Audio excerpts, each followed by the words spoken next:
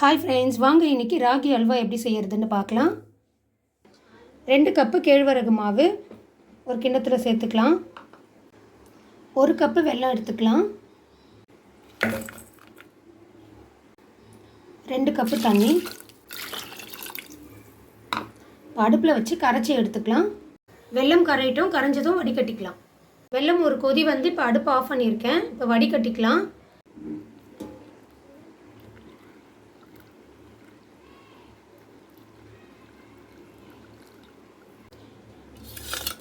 நம்ம வெள்ளை கரைச்சி விட்டோன்னே இந்த அளவுக்கு நல்லா கட்டி இல்லாமல் கரைச்சி வச்சுக்கோங்க. அடுப்பில் ஒரு கடாய் வச்சுக்கலாம். 2 ஸ்பூன் நெய் விட்டுருக்கேன், அப்படி இல்லைன்னா நல்லெண்ணெய் விட்டுக்கலாம். இப்போ நம்ம கரைச்சி வச்சுருக்க கேழ்வரகு மாவை சேர்த்துக்கலாம்.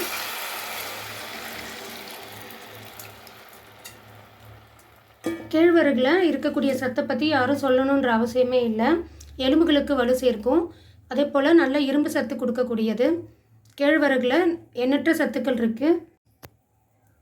இப்போ மீடியமான அடுப்பை ஏற்றிட்டு நல்லா கலந்து விட்டுட்டே இருங்க. ஒரு 5லேருந்து 10 நிமிஷம் இருந்தாலே போதும், கெட்டித்தன்மையாக ஆகிடும். அப்படியே கலந்து விடலாம். ஒரு 5 நிமிஷம் வச்சுருந்தப்பவே இந்த அளவுக்கு கெட்டி ஆகிடுச்சு. இன்னும் நல்லா கைவிடாமல் கலந்து விட்டுட்டே இருக்கணும். ராகி அல்வா சூப்பராக திரண்டு வந்துடும். உக்களி கூட சொல்லுவாங்க. நாங்கள் சின்ன பிள்ளையாக இருக்கிறப்ப எங்கள் அம்மா அடிக்கடிக்கு இந்த உக்களியை செஞ்சு கொடுப்பாங்க.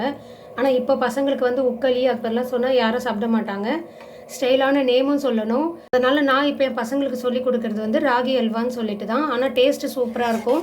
ஒரு வாட்டி சாப்பிட்டாங்கன்னா பசங்களே விரும்பி கேட்பாங்க. ட்ரை பண்ணி பாருங்கள். இந்த அளவுக்கு அல்வா நல்லா திரண்டு வந்ததும் ஒரு 2 ஸ்பூன் எண்ணெய் விட்டுக்கோங்க, இல்லாட்டி நெய் விட்டுக்கோங்க. நான் இன்றைக்கி நெய் தான் விடுறேன். நல்லெண்ணெய் விருப்பமாக இருக்கிறவங்க நல்லெண்ணெய் விட்டுக்கலாம். இன்னும் செக்கில் ஆட்டின நல்லெண்ணெய் விட்டிங்கன்னா இன்னும் டேஸ்ட்டு சூப்பராக இருக்கும். இவ்வளோ தான். இதோட நீங்கள் எண்ணெயோ நெய்யோ எதுவும் விட தேவையில்லை. அதுவே நல்லா திரண்டு வரும். அது நல்லா ஒட்டாமல் வரும். எடுத்தாலே நல்லா திரண்டுட்டு வரும்.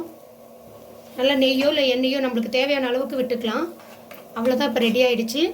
இப்போ அடுப்பு ஆஃப் பண்ணிடலாம். நல்லா திரண்டு வருது. அடுப்பு ஆஃப் பண்ணியாச்சு. இப்போ நம்ம ரெடி ஆகிடுச்சான்னு பார்க்குறதுக்கு இப்படி நீங்கள் தண்ணி தொட்டு பாருங்கள். ரெடி ஆகிடுச்சு. கையில் ஒட்டவே இல்லை. சூப்பராக இருக்கும். சாக்லேட் போல் குழந்தைங்களுக்கு நீங்கள் எப்படியும் உருட்டி கொடுத்தாலே சாப்பிடுங்க. அவ்வளோ நல்லா டேஸ்ட்டாக இருக்கும். இல்லை நீங்கள் ஷேப் மாதிரி போட்டு கட் பண்ணிவிட்டு ஒரு தட்டில் போட்டு இது பண்ணிவிட்டும் நீங்கள் கொடுக்கலாம். குழந்தைங்க நல்லா விரும்பி சாப்பிடுவாங்க. டேஸ்ட்டும் சூப்பராக இருக்கும். ட்ரை பண்ணி பாருங்கள். நல்லெண்ணெய் இல்லைன்னா நெய், 2த்தில் ஏதாவது ஒன்று மட்டும் போட்டு செய்யுங்க. நல்லாயிருக்கும் டேஸ்ட்டு.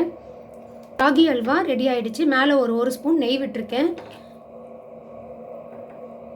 நீங்கள் பீஸ் போட்டாலும் போட்டுக்கலாம். அப்படி இல்லைன்னா நீங்கள் கரண்டியில் வச்சு ப்ரெஸ் பண்ணிவிட்டு நீங்கள் அப்படியே ஷேப் பண்ணியும் சாப்பிட்டுக்கலாம்.